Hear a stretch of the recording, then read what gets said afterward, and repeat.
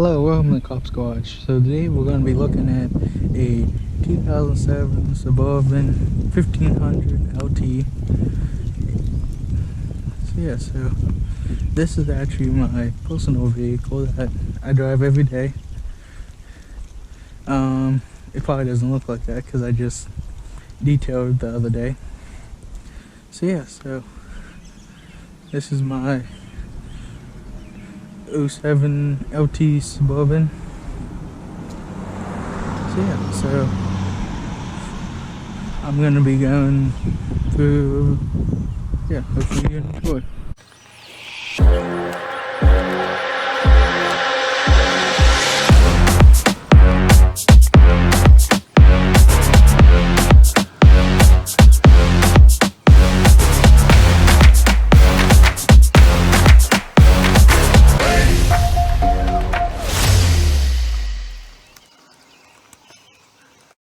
So something interesting about the exterior of the car, which I don't think too many automakers even do this anymore. So you have the regular back where you can just lift up and down in the back, but you can also, there's a button on the remote you can just hold down, and that pops this back piece. So if you have a lot of groceries in here, and you, like if you, let's say you're driving, you hear something hit the back, you can hit this without rolling something out, and you can just open the glass. So something interesting that I thought you could do with it. Another thing which I like about this is that, which I don't see too often, a lot of new model makers are going away from putting tow hooks on the front. You really only find that on pickups. So you actually get tow hooks, and you get fog lights and tow hooks. So I just like the fact that you still get tow hooks on it. Okay, so this is the engine part of the video. So this has a 5.3 Vortec engine. So this is actually not the original engine. This is actually this engine was actually replaced last year. The old one had some issues with it, so we ended up replacing it. So a fun, interesting fact about these vehicles. So if you notice over there, you have another battery slot. So you have this battery here, which is the battery, and you have that one over there. That one over there is because in this model year, if I'm saying that wrong, basically this model year style of vehicle, they built the gas and diesels the same way. So it doesn't matter if you got a gas or diesel. Now the Suburban, they only built gas. The trucks have the same front end as the Suburbans. So what they did was, in the engine bay, they built the diesel and gas the same way. So they put a battery here and a battery over there, so regardless of what you got. So basically they could run both down the same line, and you put a gas in or put a diesel in. So theoretically you could easily swap this over to a diesel because it's built the same as a diesel. Now maybe the suspension's not built the same, but the engine bay is. So it wouldn't be too terribly difficult to convert this from gas to diesel.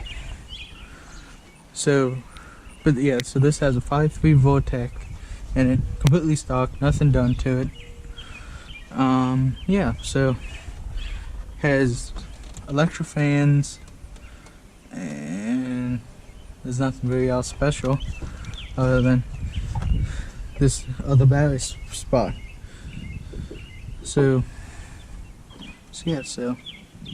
nothing too special about it, just a 5.3 Vortec, one of the most common engines I think there is for Chevy. So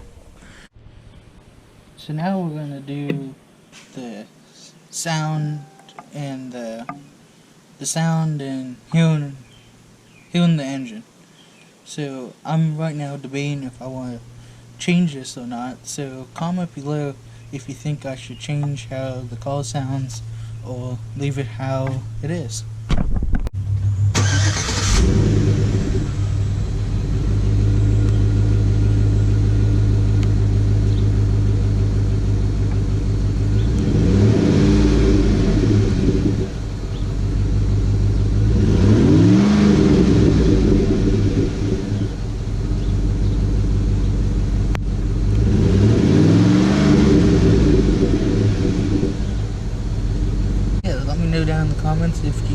how it sounds, or if I should change it. So as I was saying about how it was built similar to the pickups, you can tow with it, which I would hope you'd be able to. So if you can see here, you can see the towing capacity of it, which isn't too terribly bad. It's pretty reasonable for an SUV. So yeah. Going back to saying about how you could technically convert this to a diesel. I'm seeing if I can see the light. I don't know if you can, but there's a light in the dash where the glow plug light would be if this was a diesel. So even though it's a gas, the gauge cluster for a diesel is in here. So that's, like I said, I don't think you guys can probably see it, but I can see the individual lights. I'll flick the lights on here so you guys can see them.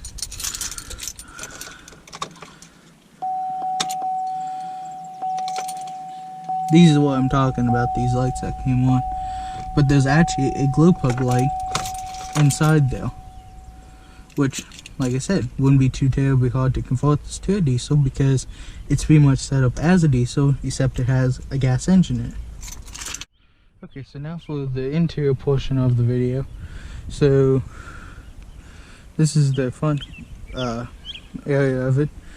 Doesn't have anything too special. It has the stock radio that came with it, and the interesting part, which was I didn't know this until, so I was on Copart, which is a website where you can buy wrecked used vehicles. Well, you can buy new vehicles on that too, but wrecked vehicles.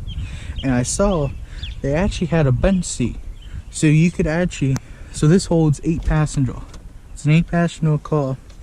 You can hold 9 people in this car, because I saw a bench seat in the front, and this one has a bench seat in the rear, so you can hold 3 back here, and then you can hold 3 in this rear seat as well, which those are removable.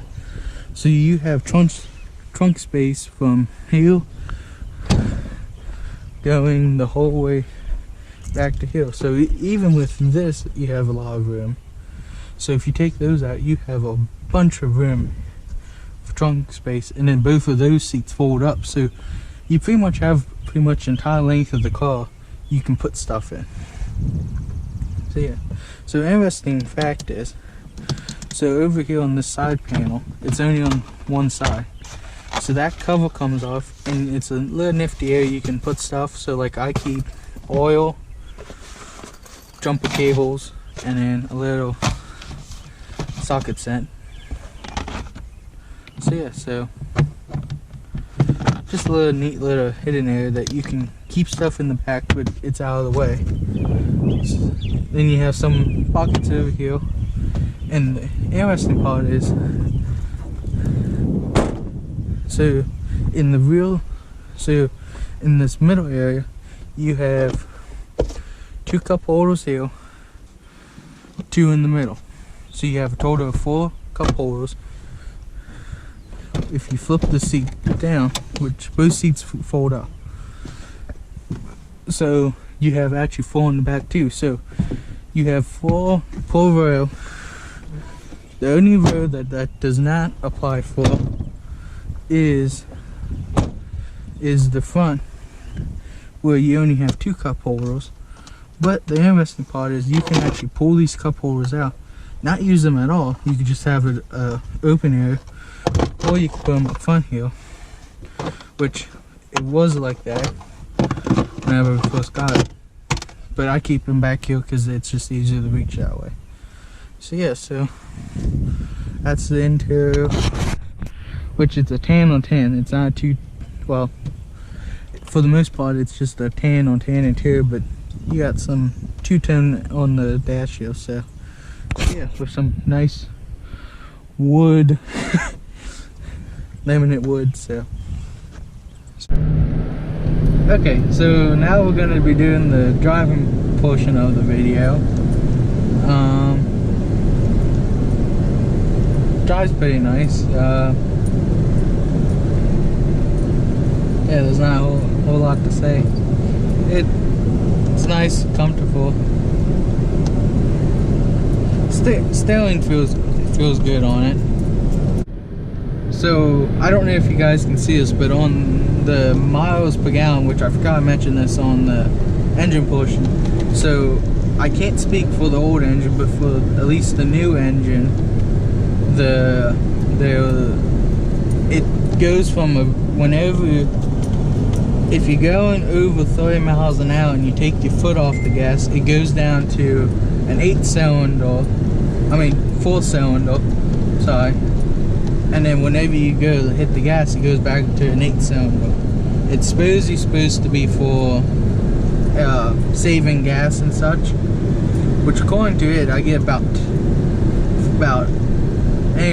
under 20 miles a gallon when it's in V8, and then I've already gone up to 99 miles a gallon in the 4-cylinder mode, which it's all computer driven. You can't control that, it's all the car.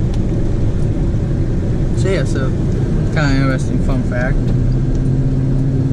I don't know if you guys can see it in the view that I have you in right now.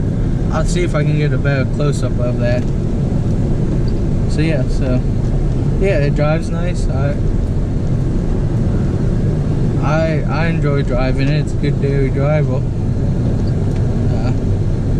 Kind of on twisty roads, not too bad, as you can see.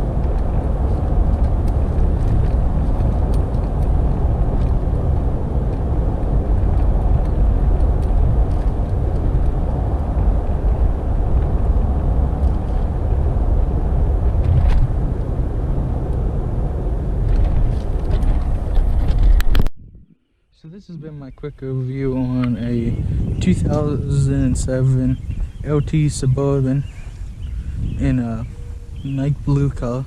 So yeah, so hopefully you enjoyed, and maybe you saw something you liked, and maybe you're interested in one.